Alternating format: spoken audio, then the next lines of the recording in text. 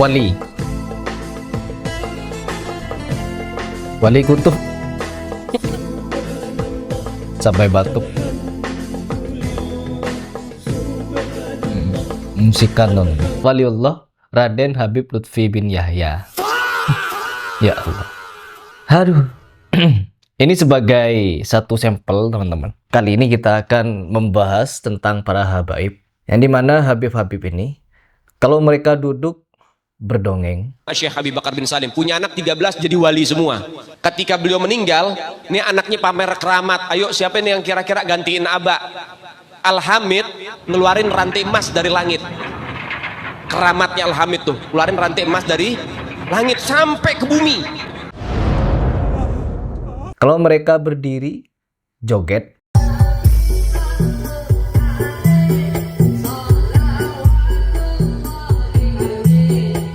Penjual agama, penipu, pendusta, penjual agama, penjual agama.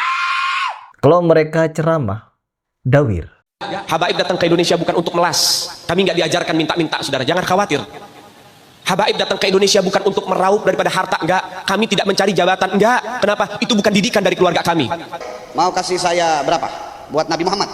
30 juta, 30 juta, Itu perkataan seorang Habib. 30 juta. 50, 25 juta. Hah?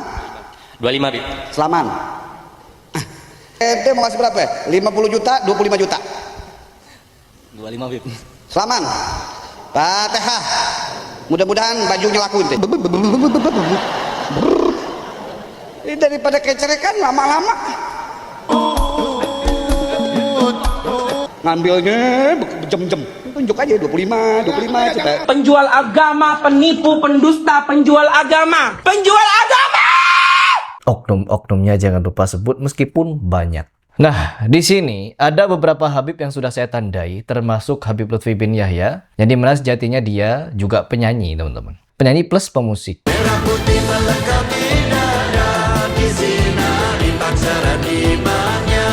Kenapa para habaib banyak sekali yang menjadi pemusik? Karena memang mereka ini datang ke Indonesia untuk konser. Senin 18 November 2024. Kebetulan ada sedikit keramaian di sini, Wak. Dan ternyata berasal dari acara Habib Syekh yang diadakan di pelataran kampus Universitas Airlangga.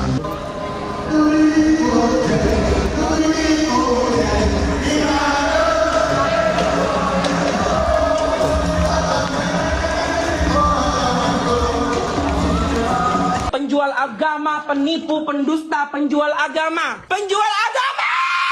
Oknumnya jangan lupa lagi sebut, meskipun banyak. Habib datang ke Indonesia dan mereka membuat majelis di mana-mana. Isinya apa? Gedombrang-gedombreng, teman-teman.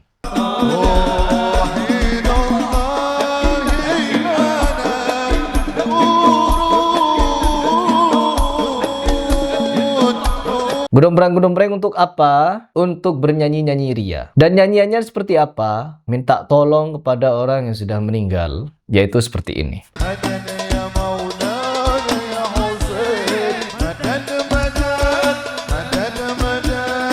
Kemana-mana mereka ini sufi yang ikut ajaran Habib, mereka penuh dengan ajaran minta-minta kepada orang yang sudah meninggal, teman-teman. Dan di Indonesia lagu-lagu ini sangat populer. Sampai-sampai, dan di Indonesia ini, entah yang Madad-Madad ya Husain, lagu-lagu minta-minta tolong kepada orang yang sudah wafat, ini sangat banyak dan marak, teman-teman. Dibikin lagu, dibikin syair, dijadikan baca-baca agar apa? Menjadi doktrin kepada umat. Untuk apa? Untuk menggantungkan permintaan mereka bukan lagi kepada Allah Subhanahu wa Ta'ala, tapi kepada orang soleh yang sudah meninggal. Itu dua. Terus yang ketiga, di mana lagi mereka minta tolong kepada orang yang sudah mati? Di kuburan.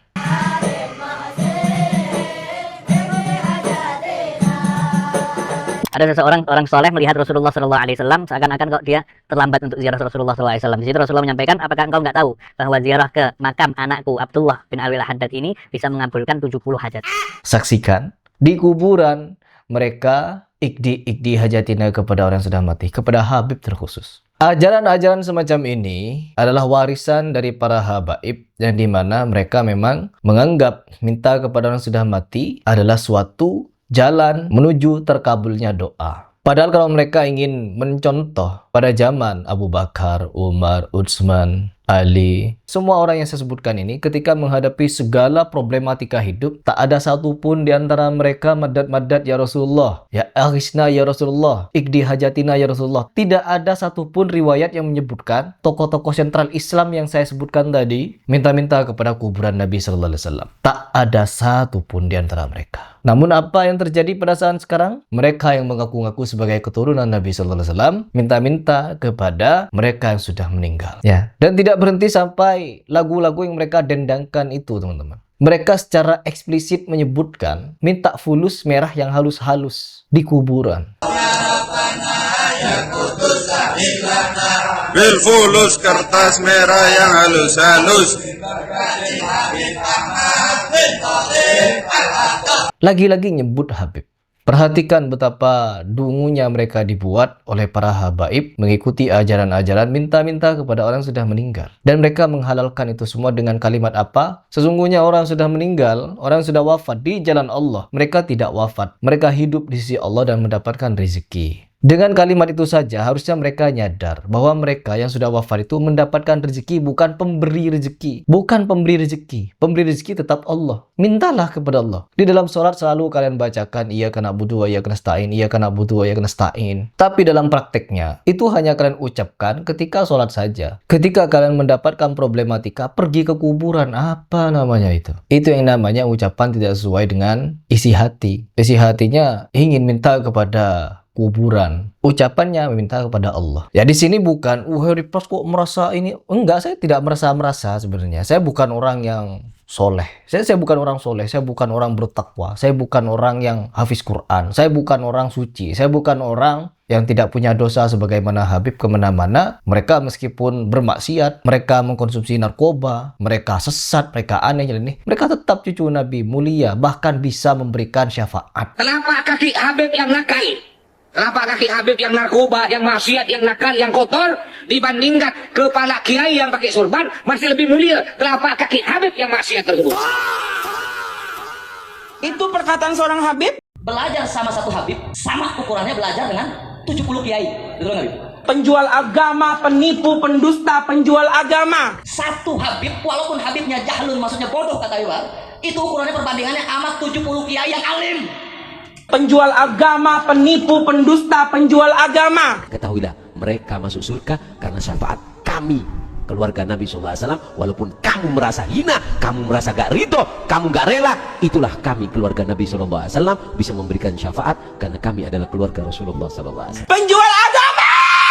Ketahuilah, meskipun kalian dolim, kalian ini itu, tetap kalian bisa masuk surga jalur cinta Habib. Karena Habib keluarga Nabi SAW. Itu kan bahasanya. Meskipun mereka penyanyi-penyanyi ria. Habib Bidin itu saksikan. Mau larang yang joget-joget. Viral di Instagram.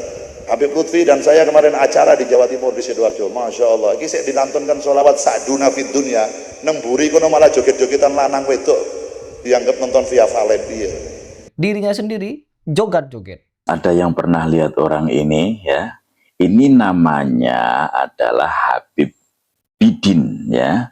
Jadi dia ini adalah menantunya Lutfi bin Yahya yang sok-sokan agamis ya. Kalau ada orang joget nggak suka, ternyata dia sendiri kayak gitu. Itulah kelakuan para Habib antara di belakang panggung dan di atas panggung.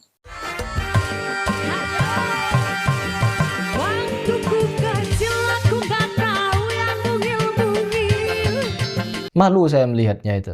Buat apa saya malu? Wong dia sendiri gak punya malu.